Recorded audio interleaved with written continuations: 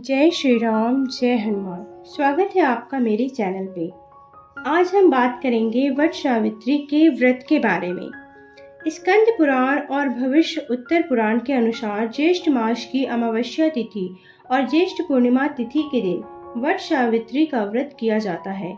ज्येष्ठ मास की अमावस्या तिथि को वट सावित्री और पूर्णिमा तिथि को वट पूर्णिमा के नाम से जाना जाता है। कहीं पर ज्येष्ठ अमावस्या को तो कहीं पर ज्येष्ठ पूर्णिमा को वट सावित्री का व्रत किया जाता है। वट सावित्री का व्रत स्त्रियां पति की लंबी आयु और सुखद वैवाहिक जीवन के लिए करती हैं। तो आइए जानते हैं वट सावित्री व्रत की संपूर्ण विधि। सर्वप्रथम हम सामग्री जान लेते हैं। माता सावित्री और माता पार्वती की मूर्ति बनाने के लिए गाय का गोबर, चावल और हल्दी के पेस्ट में थोड़ा सा पानी मिलाकर मिश्रण बना लें। थापे के लिए कच्चा सूत या फिर सफेद धागा, बांस का पंखा, लाल कलावा, बरगद की एक कोपल, खरबूज, आम, केला, कोई भी फल, फूल का माला, बताशा, सिंदूर, रोली, इत्र, सुपारी, पान, लाल कपड़ा, अक्षर, सुहाग का सामान, नगद रुपए, भिगोया हुआ चना, 14 गेहूं के आटे से बनी हुई पूड़ियाँ, 14 आटा और गुड़ से बने गुलगुले, स्टील या कांसे की थाली, मिठाई, धूप, मिट्टी या पीतल का दीपक, घी, 1 लोटा और गिलास। आइए जानते हैं वट सावित्री व्रत की विधि क्या है। पूजा करने तक आपको जल ग्रहण नहीं करना चाहिए।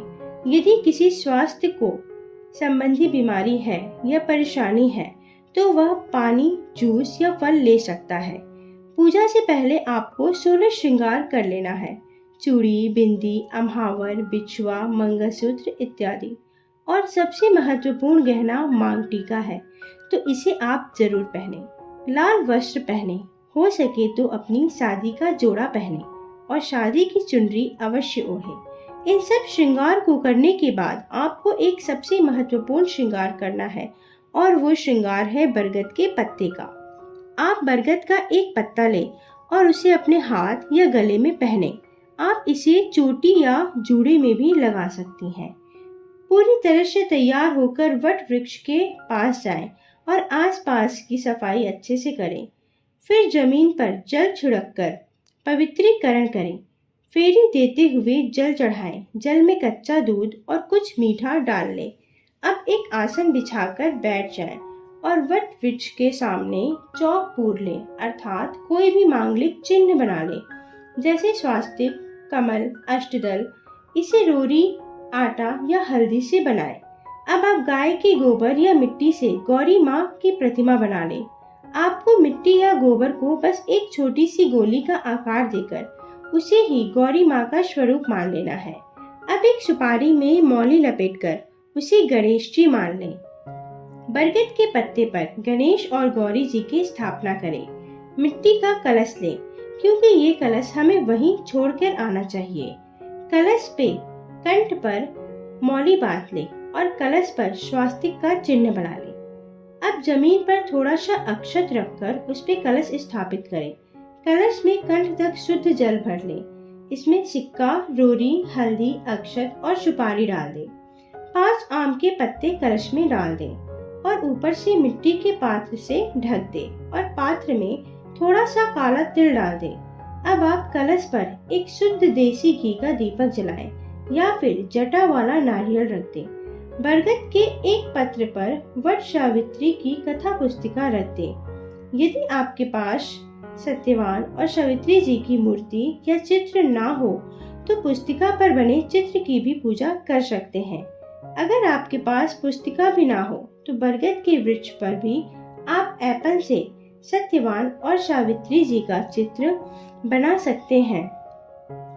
गणेश जी, गौरी जी, कलश देव, सत्यवान जी, सावित्री जी और यमराज जी पर फूल की सहायता से जल छिड़क दें। फिर गणेश जी, गौरी जी, सावित्री जी को सिंदूर लगाएं और कलश देव, दीपक, यमराज जी और सत्यवान जी को चंदन का तिलक करें। अब इसके साथ ही हम वट वृक्ष की पूजा करेंगे। वट वृक्ष में ब्रह्मा, विष्णु, महेश इन तीनों देवताओं का वास माना जाता है। तो इन देवताओं का ध्यान करते हुए हम वट वृक्ष की पूजा करेंगे। एप्पल को अर्थात चावल या गेहूं के आटे में हल्दी और पानी मिलाकर बनाया गया मिश्रण वट वृक्ष के ऊपर अपने पांचों उंगलियों की सहायता से 5, 7 या 11 बार लगाएंगे। सभी को वस्त्र प्रदान करने की भावना से कलावा अर्पित करेंगे और वट वृक्ष को हल्दी लगे जनेऊ भी अर्पित करेंगे। सभी को अक्षत और फूल चढ़ाएं। साथ ही अमावस्या की तिथि है तो सभी को काला तिल अर्पित करें। कच्चे सूत से या सिलाई वाले कॉटन के पीले रील के धागे से 12-12 धागे के 2 डोरे तैयार करें। एक स्वयं के लिए रखें और एक वट वृक्ष को अर्पित करें। अगर आप ये कच्चे सूत से बना रहे हैं तो इस पर हल्दी लगा दें। अब वट वृक्ष को वस्त्र अर्पित करें। आप वस्त्र में गमछा या फिर कोई भी कपड़ा ले सकते हैं। अपने पति के लिए भी एक वस्त्र रखें। कोई रुमाल, शर्ट, पैंट का कपड़ा कुछ भी रख सकते हैं। बस कोई भी वस्तु सफेद ना हो। अगर आप सफेद चढ़ा रहे हैं तो उस पर थोड़ी सी हल्दी लगा दें। सावित्री जी को और गौरी जी को वस्त्र और श्रृंगार की वस्तु जैसे कि साड़ी, सूट, बिंदी, चूड़ी, सिंदूर इत्यादि अर्पित करें। साथ में दक्षिणा भी जरूर रखें। बांस का पंखा लें। अगर आपको बांस का पंखा मिल जाता है तो ठीक है, वरना आप प्लास्टिक का भी पंखा ले सकते हैं। इस पंखे पर 7 जगह एप्पल लगाएं और उस पर सिंदूर का टीका लगाएं। अब आप इसे वट वृक्ष के पास रख दें। अब हम भीगे हुए काले चने सभी को अर्पित करेंगे। साथ ही फल अर्पित करेंगे और एक जटा वाला नारियल चढ़ाएंगे। इसके बाद भोग में आप अपनी इच्छा अनुसार पूरी, गुलगुला, मिठाई, मीठी पूरी जैसे भी आपकी इच्छा हो चढ़ा सकते हैं। हाथ में भीगे हुए काले चने लेकर वट सावित्री की कथा पढ़ेंगे या सुन लेंगे। अब आप आरती कर लें। आरती करने के बाद हम वट वृक्ष की फेरी लगाते हैं। इसके लिए आप मौली या कच्चा सूत ले लें। आप अपनी इच्छा अनुसार 5, 7, 11, 21 या 108 फेरी लगा सकते हैं। हर फेरी के बाद आप वट वृक्ष को बिंदु, सिंदूर, चूड़ी या चना अर्पित करें। अब फेरी संपन्न करने के बाद वट वृक्ष के चरण स्पर्श करेंगे। इसके बाद जो पंखा हमने वट वृक्ष को चढ़ाया था उस पंखे से हम वट वृक्ष को हवा करेंगे और उसी पंखे से सबसे पहले हम अपने पति को हवा करेंगे। जो डोरा हमने चढ़ाया था एक तो वृक्ष को अर्पित करना है और जो दूसरा डोरा है उसे हम स्वयं धारण करेंगे अपने पति के हाथों से। अब एक नए सिंदूर की डिब्बी से लाल या पीला कोई भी जिससे शादी में आपकी मांग भरी गई हो उस सिंदूर को चुनरी के छोर अर्थात किनारे में रखकर माता पार्वती और सावित्री जी को अर्पित करें। अब इसी सिंदूर को हम अपनी मांग में माता के आशीर्वाद स्वरूप लगा लेंगे और इसी के साथ हमारी सुहाग लेने की विधि संपन्न हो जाती है। यह विधि हमें सबसे अंत में करनी है, पारण करने से पहले। इस प्रकार से हमारी पूजा संपन्न होती है। इस पूजा में दान का भी विशेष महत्व है। तो आप वस्त्र, श्रृंगार का सामान, काला चना और जौ दान में दें। इस दिन जौ के दान का विशेष महत्व है। जौ को सोने के समान माना जाता है, अतः हमें जौ का दान अवश्य करना चाहिए।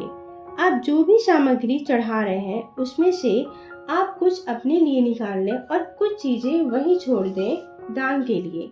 अगर आपने 2 पंखे चढ़ाए हैं तो एक पंखे को भी वहीं छोड़ दें। पूजा करने के बाद यहीं पर बैठकर पारण भी किया जाता है। पारण करने के लिए कोपल और चने को पानी से निगला जाता है। तो यह थी वट सावित्री व्रत की संपूर्ण विधि। अगर ये वीडियो आपको अच्छी लगी हो तो प्लीज लाइक करें और शेयर करें। और अगर आपको व्रत त्योहार से जुड़ी ऐसी ही जानकारियाँ चाहिए तो चैनल को सब्सक्राइब करें और बेल आइकन को प्रेस करना ना भूलें। धन्यवाद।